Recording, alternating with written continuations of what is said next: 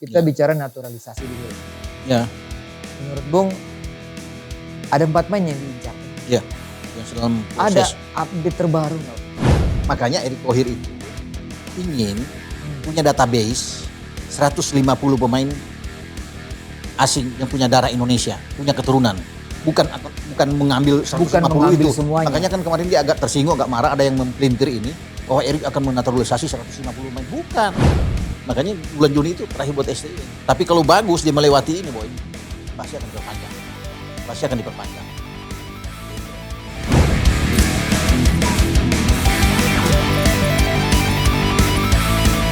Kembali kita bersama Robola, sahabat Sportify, Ropan dan Boy Noya bicara tentang bola. Siap. Apa kabar? Baik, boy. Bung Ropan? Siap. Ngomong-ngomong Jerman masuk final. Final ya? U17. 17. Kelihatan sekali Anda terlihat semangat. Harus semangat. Dan kemarin sakit karena Jerman masuk final, sembuh sekarang? Sembuh dong sekarang. Mengulangi dia juara Euro kemarin kan U17 kan. Oh jadi ini kalau Pertemuan ini lagi. dengan Prancis ini berarti Iya, betul. pertemuan pengulangan dari kemarin final berdua. U17. U17 final kemarin tuh berdua juga di final. Adu penalti juga Jerman menang. Luar Jadi biasa. susah ditahan kalau Jerman. Kalau udah di sudah final ya tahu sendirilah, boy. Bukan untuk mendahului sih tapi ya. Ya malam sahabat Sportify. Bung Ropan ini memang pansermania. Jadi Sadap. kalau menang tetap Jerman ya. Iya Tapi- dong. Kalau menang tetap Jerman. Iya. Hari ini kita tidak bicara tentang Jerman. Jangan. Iya ya. Kita bicara tentang timnas yang selalu di hati toh. Sadap. Timnas selalu di hati. Selalu di hati itu yang Iya paling dong. penting. Iya. Betul Bung. Betul. Nah, Apapun yang terjadi tetap timnas ya, boy ya. betul. Harus itu. Iya. Nah, sahabat Sportify juga pasti mengikuti tentang update-update dari timnas ini, U23 maupun timnas senior. Iya. Bung, sebentar lagi Piala Asia, Ya, sudah di depan mata sekarang. 12 Februari, ya Bung ya, di Qatar. Berarti kita punya Januari ke Februari. Iya. 12 Februari ke Februari, 12 Januari ke Februari. Ke Februari ya. Berarti kita masih punya waktu sekitar sebulan ya Bung. Sebulan ya? lah, iya. Praktis sebulan Bung. Dan sebulan itu dekat sekali, Bang. Nggak terasa itu. Sebulan tuh nggak terasa. Karena kan ini sudah mau masuk di Desember, sudah harus ada persiapan. Persiapan itu apa? Pengumuman nama-nama pemain dan mereka harus bersiap untuk TC. TC itu Ya. di mana? TC itu di Turki. Ya, Tim senior yang akan dibawa oleh Ya. STY. Mereka berangkat ke Turki pertengahan Desember Iya. ini Bung. Itu. Jadi sambil nunggu untuk kompetisi diliburkan kan. Kompetisi Iya. Liga 1 BRI harus libur dulu. Sehingga tidak mengganggu jadwal kan. Banyak juga pemain-pemain yang diambil dari berbagai klub. Ya, di Persija, Persib, dari Dewa kan. Banyak juga yang Persebaya, yang ikut PSIS Semarang, Persis Solo. Jadi semua harus libur, boy. Tanggal 18 kalau nggak salah. 18 Desember itu terakhir. Berarti seminggu sebelum dimulainya Piala Asia mereka sudah ada di Qatar. Sudah, iya seminggu sebelum itu. Seminggu Sebelumnya sebelumnya. kan di Turki dulu. Ya di Turki dulu. Mereka latihan, uji coba dengan beberapa tim yang ada di sana. Pematangan semua. Ya. Baru nanti menuju ke Qatar, boy. Karena Qatar mulai tanggal 12 kan. Mungkin seminggu sebelum itulah. Mungkin tanggal 7 udah harus masuk gitu. Semua pemain sudah Iya. harus ada di sana. Harus, Bung, iya. pertanyaannya, mungkin pertanyaan dari banyak orang juga, kenapa harus Turki Bung? Ya itu kebijakan yang dipilih oleh PSSI, oleh ketua umum sendiri harus memilih ke sana ke Turki karena mungkin saja banyak dapat Betul. lawan-lawan kan. Dapat lawan-lawan lebih mudah dianggap untuk ada di Turki. Ya. Karena kita kan bukan kali ini juga yang kita harus TC kan beberapa waktu yang lalu juga sudah ada tim persiapan ketika kita menjadi tuan rumah Piala Dunia U20 Ya. yang gagal itu ke Turki juga yang di sana ya sebelum kita memilih Spanyol saat itu tapi selalu di Turki yang ada di sana gitu karena lawan-lawan bisa katanya banyak yang bisa main di sana sih di Turki gitu, boy. Dan ini juga menjadi sorotan media Vietnam Bung. Oh ya. Karena mereka melihat ini persiapan bukan main-main timnas ini. Ya harus serius. Kan? Harus serius. Dan ini disorot oleh Vietnam. Karena kita di grup D. Grup D sama seperti Vietnam lah. Satu Ya. grup. Vietnam, Irak juga. dan Jepang. Jepang. Keras nih grup. Keras ya Bung ya? Keras. Dan pasti pantas lah kalau Vietnam untuk melihat kita. Karena kan target mereka harus bisa mengalahkan kita. Demikian juga dengan kita. Harus bisa mengalahkan Vietnam. Jadi ini rame. 2 tim Asia Tenggara yang sama-sama berada dalam satu grup. Ya. Karena yang pasti diunggulkan Jepang lah, boy. Unggulkan sini. Jepang dan Irak. Jepang dan Irak udah pasti lah 2 itu.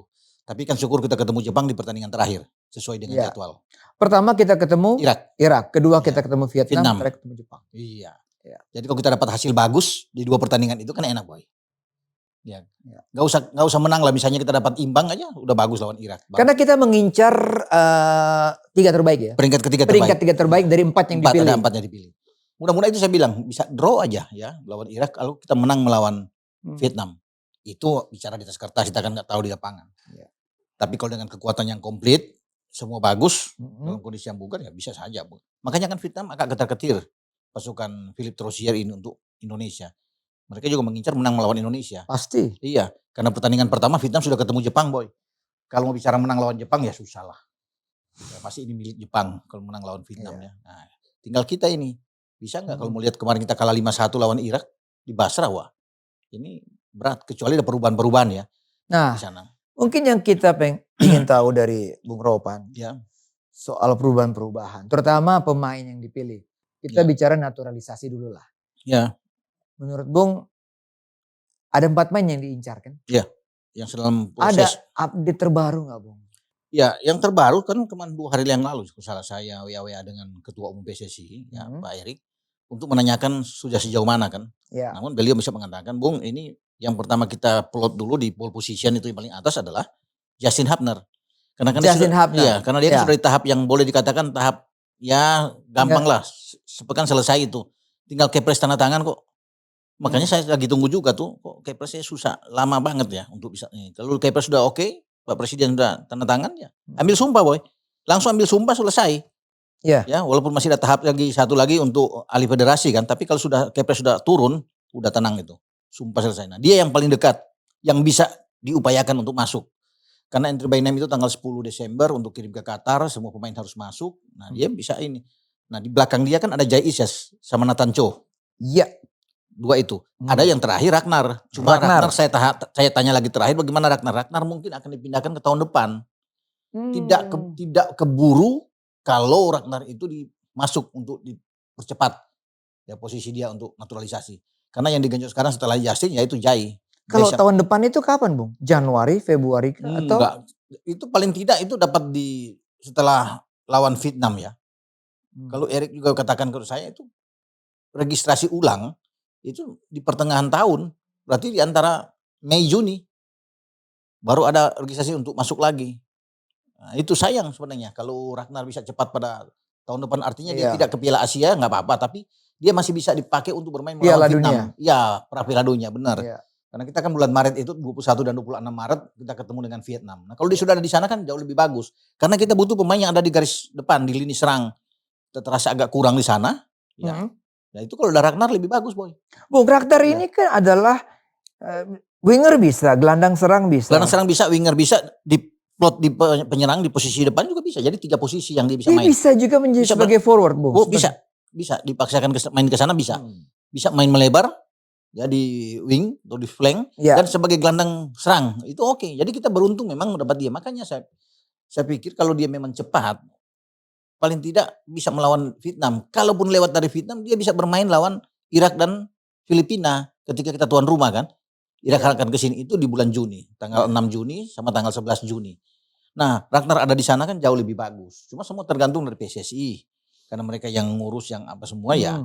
Kita tinggal lihat dulu. Jangan kita bicara Ragnar. Kita mesti bicara dulu yang paling dekat lah. Justin juga sama Jai Isyas dan Nathan Cho. Itu kan yang paling penting. Ya, itu pun belum. Itu kan belum. Iya. Belum deal 100% nih, Bung. Betul. Jadi kita akan tunggu. Makanya Erik juga bilang yang paling cepat itu adalah Justin Hubner. Itu yang paling cepat. Harus digenjot, harus didorong lebih cepat. Syukur-syukur masuk Jai sama Nathan.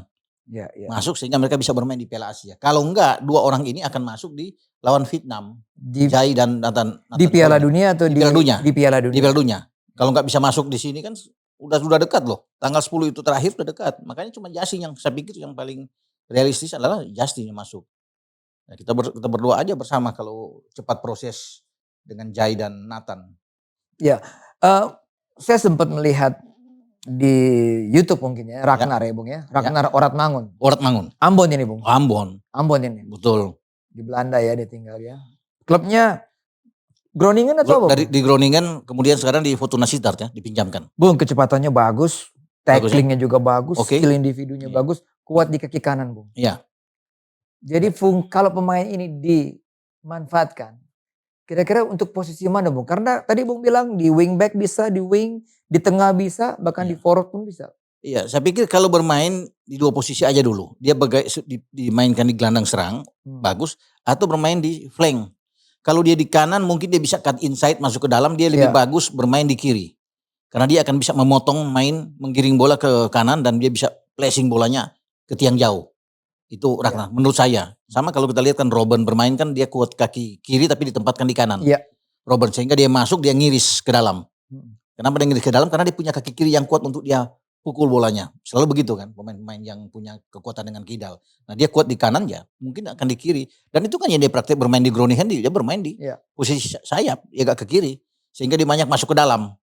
Manuver tuh penetrasi masuk ke kotak penalti lebih ke dalam boy. Jadi ini menarik. Dengan usia yang 25 tahun, saya pikir sangat matang ini Bung. Usia matang. Puncaknya. Pas. Kalau visi dia cepat. mainnya bagus. Ya itulah kalau bermain di luar kan rata-rata mereka punya visi bermain yang bagus. Udah gak bisa dibantah lagi. Iya.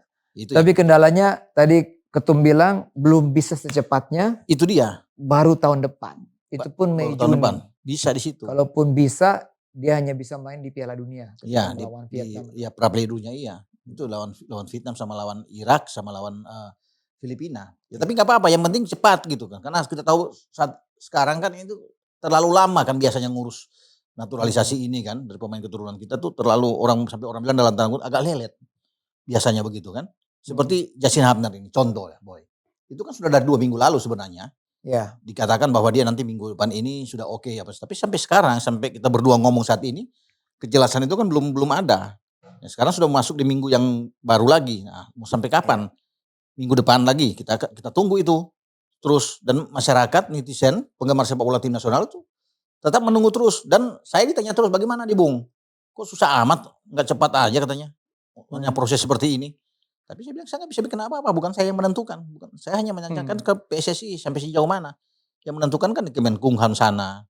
Ya sudah ada di Sekretariat Negara untuk tanda tangannya, mereka yang menentukan. Untuk sebelum pengangkatan dia sebagai warga negara Indonesia. Ya, saya pikir ya kita tunggu aja. Gitu Boy.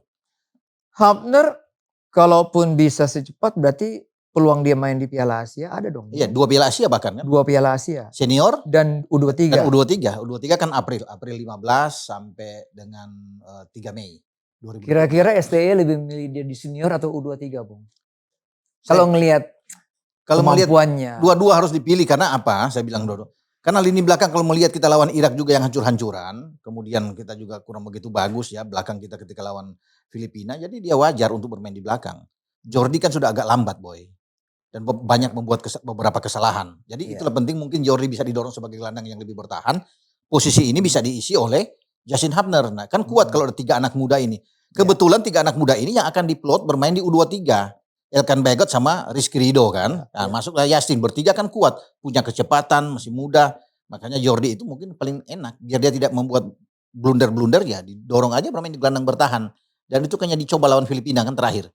Jordi agak didorong lebih ke depan. Dan jalan dengan bagus. Ada perubahan. Ada perubahan. Nah mungkin di situ Justin Hubner bisa dipakai untuk bermain di posisi belakang. Kalau bermain dengan 3 back ya. Nah tapi juga berketiga ini nantinya akan ikut di U23. Nantinya di Qatar juga. Bagus sih. Sudah membangun chemistry yang kuat mulai dari senior. Jadi tidak terlalu diragukan ketika mereka dimainkan oleh STY saat di U23.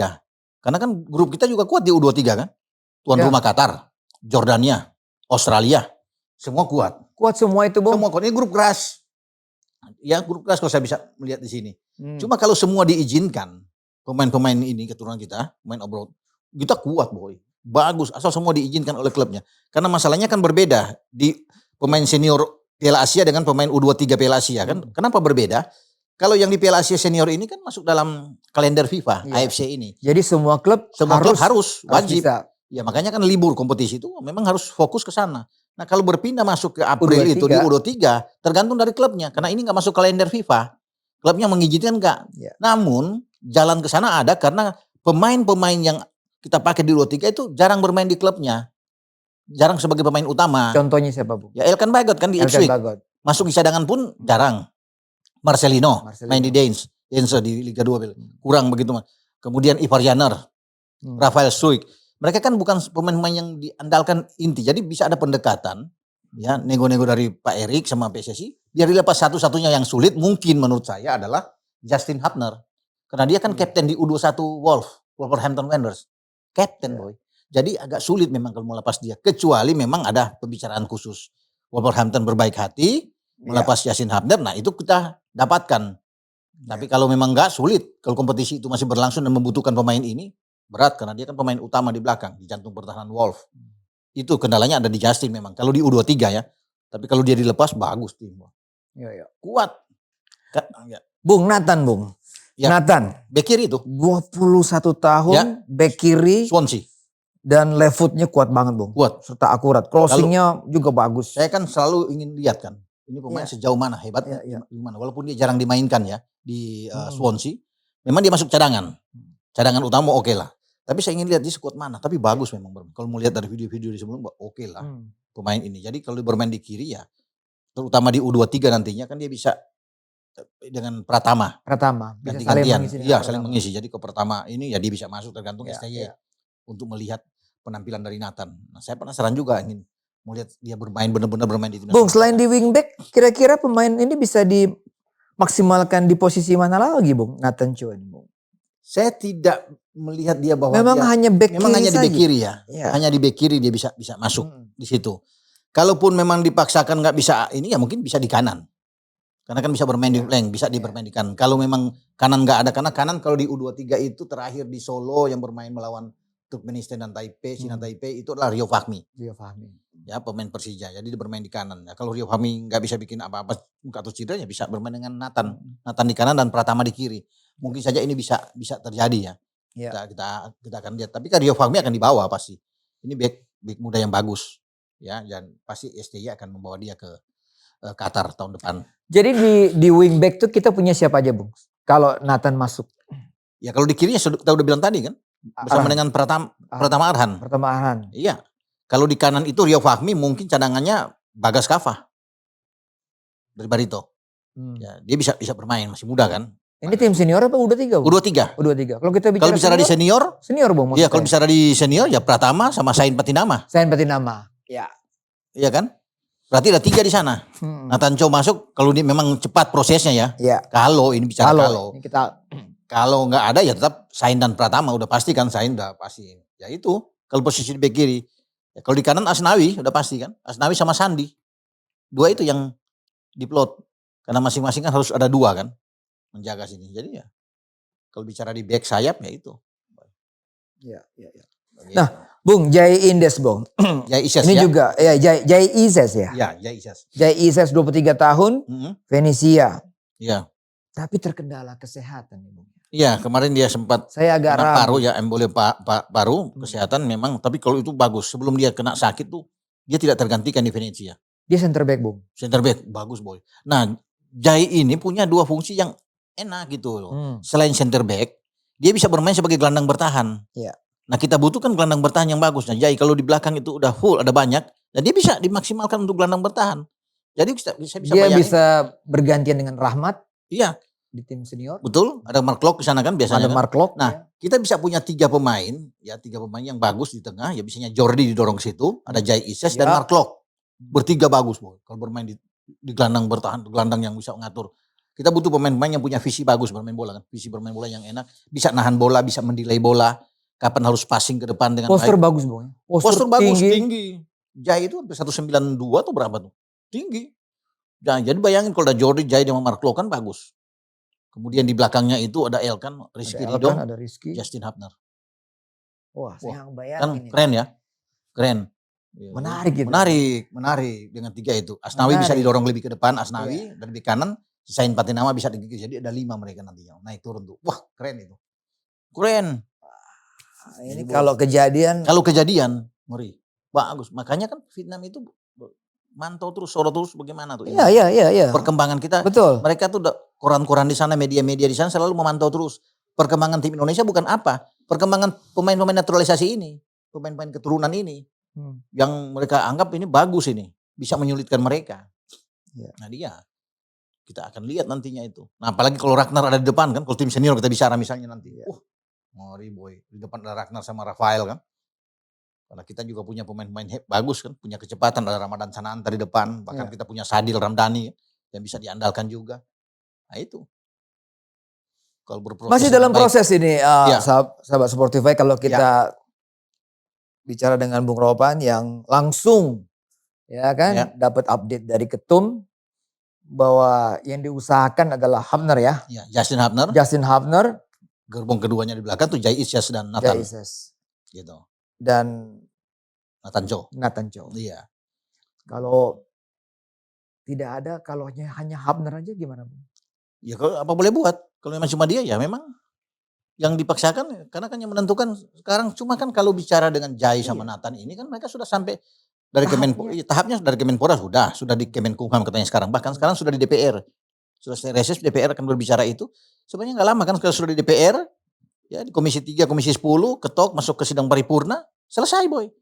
Kan di DPR itu yang paling lama ditunggu tuh. Kalau mereka sudah lewatin itu, kita bicara Jai sama Nathan nih, langsung ke proses sekretariat negara. Tapi kalau mau lihat juga dengan posisi Yasin Abner sekarang sudah selesai di DPR, bahkan kok masih ada sudah lewat 2 minggu sekarang, itu kabarnya bagaimana ya, kita kan masih bertanya-tanya untuk bisa melihat ini.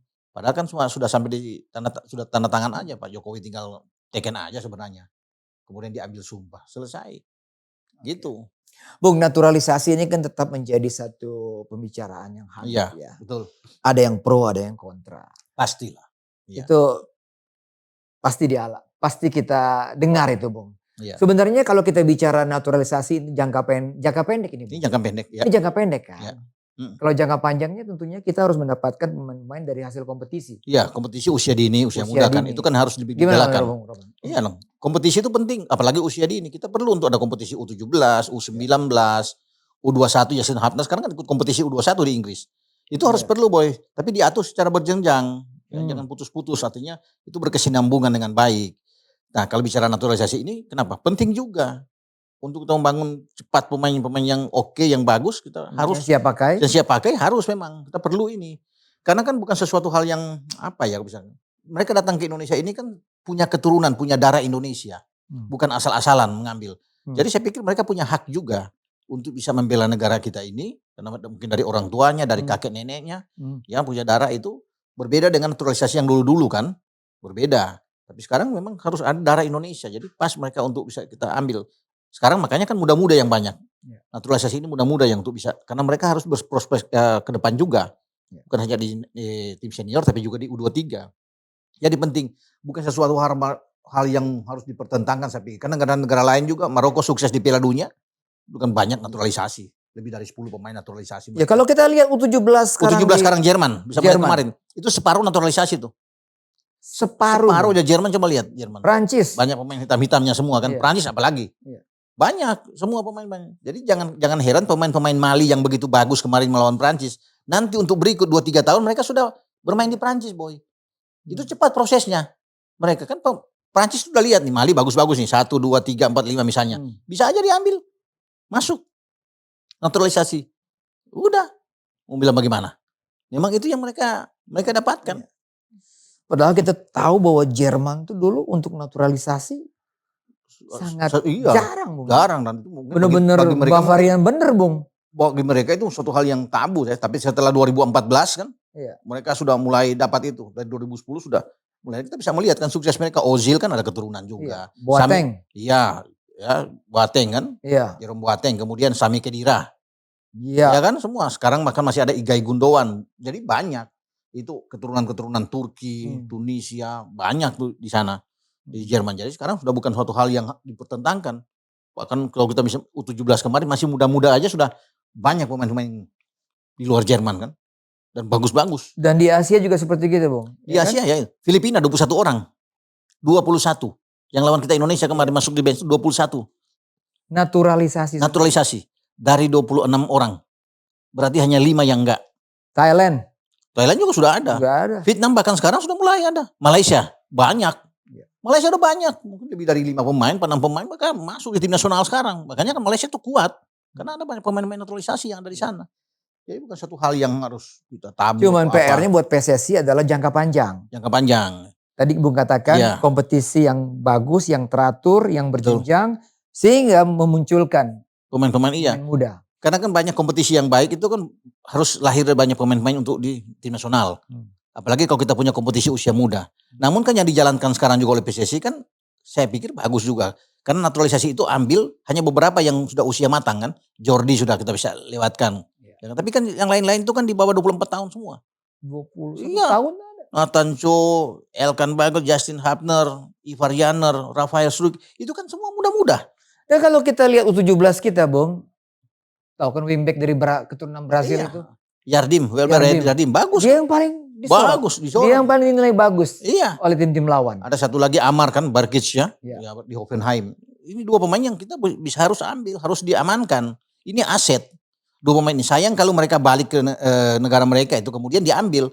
Amar diambil misalnya oleh Jerman. Bisa saja. Kemudian berhasil melihat ini Welber Jardim kita perlu ini. Ini bagus bermain di U17 Indonesia. Kita pakai juga. Kayaknya dia punya paspor juga kan. Nah, udah. Berhasil ambil mau ngapain. Makanya kita harus amankan ini. Dua aset ini penting buat kita. Jangan kita terlena dan kita berlama-lama kemudian direbut. Nah, susah lagi setelah direbut oleh negara lain. Ya, jadi itulah Boy. Kalau bisa melihat dengan pemain-pemain kita. Banyak sebenarnya. Makanya Erick Thohir itu ingin punya database 150 pemain asing yang punya darah Indonesia. Punya keturunan. Bukan mengambil 150 itu. Semuanya. Makanya kan kemarin dia agak tersinggung, agak marah. Ada yang mempelintir ini. Bahwa Erick akan menaturalisasi 150 pemain. Bukan. Dia pingin ada 150 database itu di semua level. Di U17, U19, U21, U23. Semua ada pemain-pemain ini. Sehingga gampang untuk bisa melihat kalau sudah punya database ini. Kita butuh yang ini. Posisi ini. Kita ambil. Dia masih muda. Gitu menurut Erick. Kalau di tim senior mungkin ada yang 24 tahun, 25 tahun, 26 tahun. Ada beberapa. Jadi kita enak. Jadi kita nggak meraba-raba lagi ini. Oh bingung, sudah punya database, itu bukan mengambil 150 orang jadi naturalisasi, jadi banyak yang salah, makanya dia agak kecewa juga kemarin ketika diprovokatif seperti itu, padahal penting menurut dia. 150 itu bukan hanya, itu bisa ada lini depan, gelandang, belakang, kiper semua ada. Nah kalau sudah punya itu gampang untuk seorang pelatih siapapun, misalnya bukan STY katakan, saya sudah keluar, pelatih mana punya datang dia bisa lihat, kita punya nih, dan semua punya garis keturunan Indonesia. Tinggal lu pakai yang mana. Coba dipanggil dulu untuk lihat. Gitu. Jadi penting. Jadi bagus lah kalau memang berpikiran seperti itu. Ya, karena kita nggak cari-cari lagi sembarang pemain gitu. Sudah ada. Iya. Oke, naturalisasi. Polemik juga. STY juga tetap menjadi pembicaraan. Ya. Kontraknya kan bulan Juni, Bung. Selesai. Artinya tidak lama lagi sebenarnya. Nggak lama, 6 bulan itu nggak lama. Banyak yang bilang ganti sekarang. STY out. Setelah kalah lawan Irak kemarin 5 gol, draw lawan Filipina. Ya. Ada yang puas, ada yang masih ingin. Pasti. Iya. Pasti itu. Ada yang puas, ada juga tidak puas. Tidak puas. Ada yang minta diganti sekarang, ada yang tunggu sampai terakhir aja, iya. Tapi masalah evaluasi harus dievaluasi kan? Harus itu wajib. Wajib dari PSSI Exco itu mengevaluasi pelatih-pelatih yang sudah melewati pertandingan-pertandingan yang mereka pimpin. Bima Sakti termasuk kan. Habis kemarin di U17 misalnya. Wajib panggil untuk berbicara, diskusi ini kan penting. Itulah tugas Exco.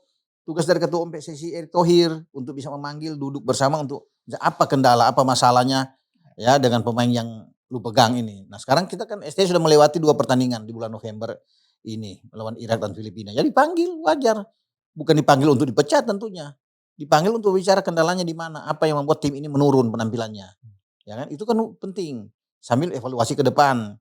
Diberikan waktu lagi untuk ada di Piala Asia nih. Lalu gagal lagi di Piala Asia, nah tentunya ada. Punishment-nya mungkin ada. Karena kan mungkin akan, makanya Erick minta sampai di bulan Juni itu. Juni itu terakhir kita bermain di kualifikasi Piala Asia. Menghadapi ketika kita menjamu Irak dan menjamu Filipina. Di sanalah evaluasi itu. Hukumannya ada. Kalau gagal semua katakan wajib. Ganti. Wajib. Itu wajib kalau mereka mau ganti. Ya, terserah PSSI semua. Kita serahkan ke PSSI. Ya, untuk mereka mau ganti pemain. Jadi ya kita lihat aja sampai sana. Makanya bulan Juni itu terakhir buat STY. Tapi kalau bagus dia melewati ini Boy, pasti akan diperpanjang. Gitu. Menurut Bung Ropan ya kita berikan kesempatan lagi sampai bulan Juni kan Bung? Ya, di situ kan. Ya. Terakhir STY akan dilihat nanti di situ. Apakah dia wajib untuk diperpanjang atau tidak gitu. Semua tergantung dari Exco dan PSSI dan Pak Erick Thohir lah yang akan menilai itu. Tapi saya pikir kalau memang semua yang dia tampilkan tidak ada hasil yang bagus, Boy, apa boleh Ganti. buat? Pasti ya. Kalau Out. iya. Gitu. Bung, ini kan juga proses, ada pemain-pemain juga yang harus siap-siap juga namanya dicoret nih Bung. Oh ya? Ya kan? Ya. Untuk Piala Asia, terutama Ya. yang depan mata ini. Ya. Ya kan? Ada beberapa nama lah yang muncul di media kan. Si A, si B, si C. Menurut Bung gimana? Siapa-siapa yang kira-kira agak terancam juga ya? Yang menentukan sekali lagi adalah pelatih. Itu pasti. Sudah pastilah. Nggak bisa ditawar. ST yang menentukan. Namun kalau nama-nama pemain ya bisa aja. Karena susah-susah gampang kata Pak Ketua ini. Kalau STY ini dia ibaratkan ini susah-susah gampang. Kata Erik soal STY. Ada yang pingin misalnya Lili Pali masuk. Stefano kan bagus. Ya. Di Liga 1 dia bersama dengan Borneo oke. Pencetak gol, salah satu pemain lokal pencetak gol terbanyak, asis juga oke. Tapi STY nggak masukin dalam tim. Justru dia masukin yang penonton netizen nggak suka. Misalnya ya dalam tanda kutip itu ada Dendi. Egy. Di sana Egy masih jauh lebih bagus dibanding Lili Pali. Ya, Vano Lili Pali yang bisa. Ya. Tapi kan semua kan selera dari Mr. Sin. Dia lebih yang ambil. Bisa aja muncul lagi Dendi lagi dipanggil atau Egy dipanggil. Sebenarnya banyak pemain-pemain yang mungkin masih dalam pantauan untuk bisa masuk di tim senior paling dekat ini kan senior. Tapi kembali STY yang menentukan. Nama-nama yang kita tidak ingin tampil ya ada juga di dalam. Ya. Gitu kan? Terancam juga di Mas Derajat. Adam juga terancam. Adam Alis misalnya.